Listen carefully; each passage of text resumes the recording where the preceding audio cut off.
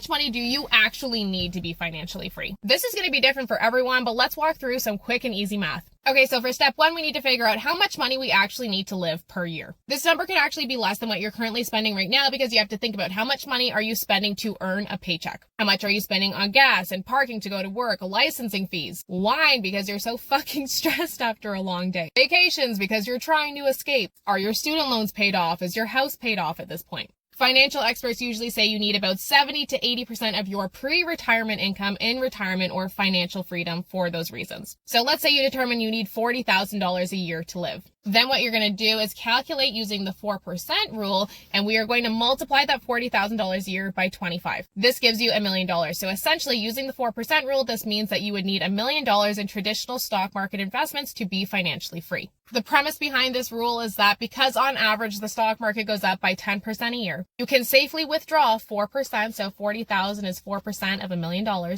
per year without risk of running out of money. Because ideally, the value of your investing account is going up more than what you are actually taking out each year to live. You can actually hit financial freedom faster with less money if you find ways to increase your cash flow or passive income from other areas. So for example, one of my investments is a MIC. It's a mortgage investment corporation. It pays me out 10% cash interest every year. Because I get a straight 10% interest payment, I don't have to use the 4% rule. I'm making 10% instead of 4%. Because it's so much higher, you can get to financial freedom for less. Now, I would never recommend putting all of your eggs in one basket, but for the sake of this example, okay, let's say you needed to get to $40,000 a year in income. You have a 10% annual cash return. You would only need $400,000 invested to get that $40,000 a year versus $1 million invested in the stock market. This is why I don't just invest in the stock market. I also invest in real estate that cash flows. I invest in mortgage investment corporations that pay me interest. I invest in real estate investment trusts that pay me out monthly as well, in addition to like dividend paying stocks. So all in all, I make 6 figures a year passively now.